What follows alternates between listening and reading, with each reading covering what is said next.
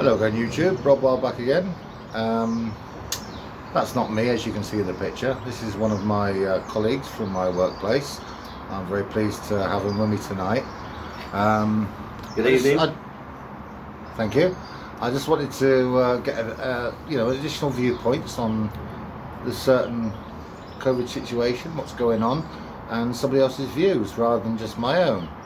And I'm a great believer that a first-hand extra voice is always better than my own opinion. So, first question. You've decided, I understand, not to have the Jabiruzi. Could I ask you why you don't want to take that Jabiruzi?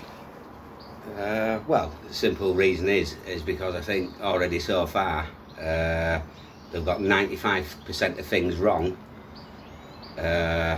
of this whole pandemic, and expect us to believe in this one injection is going to be, when they've got so many things wrong, that this is the one thing that they're guaranteeing us is right. And in my personal opinion, I actually believe that this is probably the one thing that they've got the worst wrong. Can I just say at this point, and he might hate me for saying this, but up until recently I always was a great believer that the chap that's talking to me now was going to be one who was all in favour of taking the jab, but he's made that decision himself not to do it. Have you been influenced by, some of the reactions, some of the adverse effects that have come from it? I'll be honest with you, I've actually, for the first 6 months that we were going through this, I was actually quite excited about the vaccine, but I've actually been put off of it by the government. Why would you say the government's put you off the idea of getting the vaccine? Because they've got nothing right. They've got, apparently, COVID-19 is a new strain. Be very careful with the words you use, because okay. The YouTube channel tends to pluck out certain words, so use code words. Well, I'm right in believing that the COVID virus has been around for a while. Call it C19. C19. Yeah. It's been around for a while, and I've done biology at school, and I know that the first person who catches the flu, and if 4 people after that catch the flu, the person who catches it the 5th time gets it the worst, and that's just how it is, and that's by the flu. They've took one variant and done this whole vaccine is based around one variant, and we're being told that it protects you against all new variants, and this disease hasn't even settled yet. This disease this virus isn't even at the point of where it's going to do the most damage. It isn't. You only have to look back in history. It isn't. It's not at the worst by any chance, stretching imagination. And I've just got this freaky feeling in my bones that the people who have had the first vaccination, based on the research that's been done on the very, very early stages of C19, I actually believe that in the future to come, I actually believe that they're going to be at more risk than the people that haven't been vaccinated. Very good point there, my friend. There's a lot of people actually saying that those who have had the Jabiruzi are actually more likely to be, let's say, they're more prone to pick up a worse strain of this of the virus. And you only have to go on the websites. It tells you all over. This is an unlicensed. This is unlicensed. This is unlicensed. It's too quick. It's 10 years too quick. It's really is 10 years too quick. It's absolutely ridiculous that within 18 months a vaccine's come out that's going to save the entire planet. It's absolutely ridiculous. It's something we've never experienced before. If things are right and people are saying what it's saying, and this is an engineered, it's only going to get stronger, because the way that it's been engineered, if it has been engineered, it's just going to get, it's been developed. You know, it's no different than having a computer program in your computer that will fight this virus and this virus and this virus and this virus. Eventually the virus is going to get that strong enough that it's going to break that wall down, or else, you know, there's no point. I just think that we've looked at this whole pandemic the wrong way. Yeah, well, you're one of many people. I just think we've looked at this the wrong way. I think that within the next few years, we're going to get told that, like cancer, like MS, like Alzheimer's, diseases that nobody had names for 50 years ago. You know, people were locked up in asylums for being mad, and they weren't mad. They were suffering from a medical condition. They had Alzheimer's or they had multiple sclerosis. You know, people were probably burned at the stake 200 years ago because they were suffering from an illness. And I think it's going to be one of those things that in years to come, it's going to be another illness. It's going to be asthma. It's going to be leukemia. It's going to be cancer. It's going to be and it's going to be COVID. And it's just going to eventually manifest itself in that it's just going to be, unfortunately, it's going to be one of those things that's going to take us.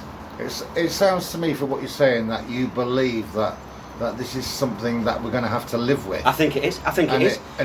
Look, Rob, I'm not putting words in your mouth when Rob, I say this. Rob, I smoke cigarettes that have packages on of lumps hanging out of necks and of toes that are falling out of feet, and you know, the way statistics are, 1 in 2 people are going to die from cancer.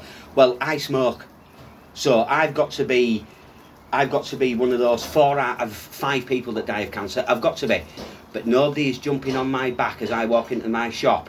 What the government has done is tax me.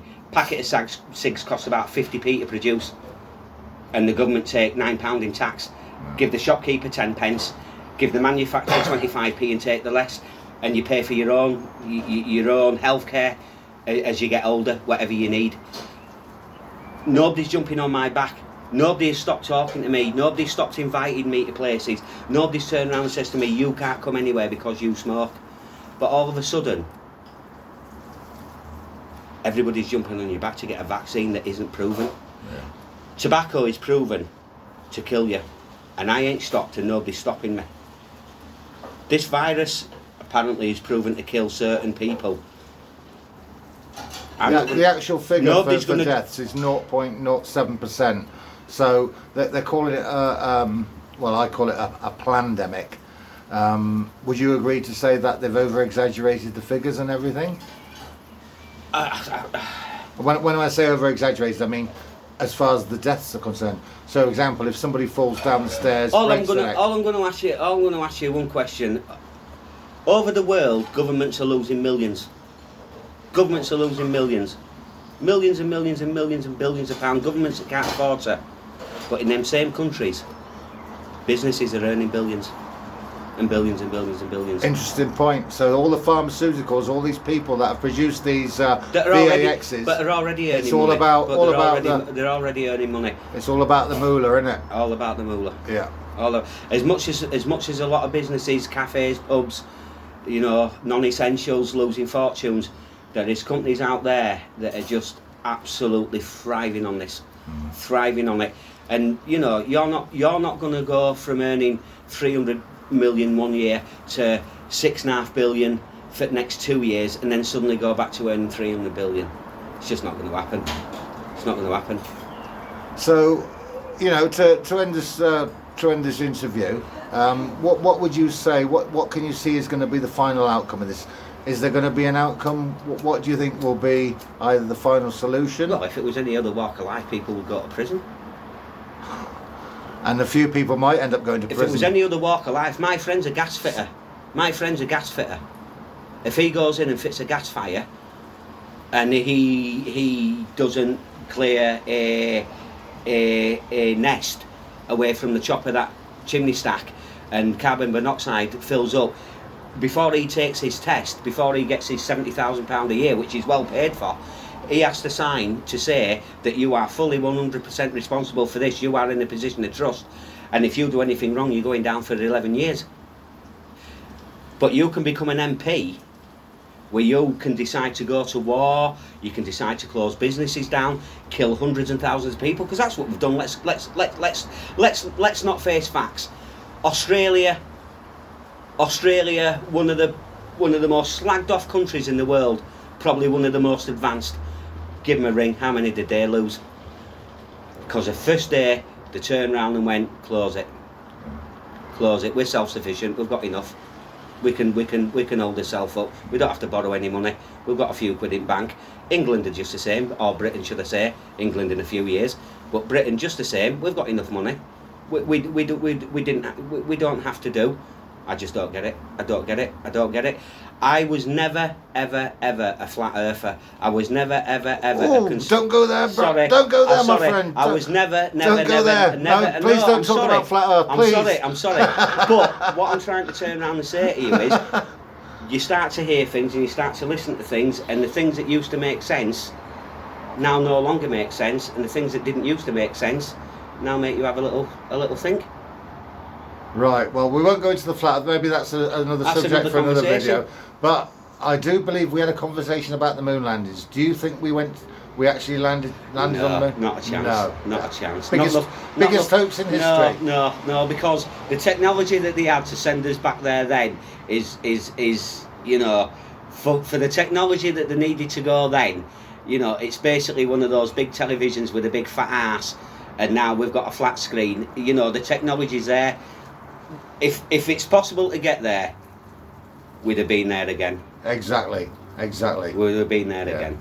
Well, thanks very much for your time. I'm going to have to cut it short there, and maybe we'll have another one of these interviews another time. But it's always good to get another person's opinion rather than my voice. You know, and as I say, this wasn't planned.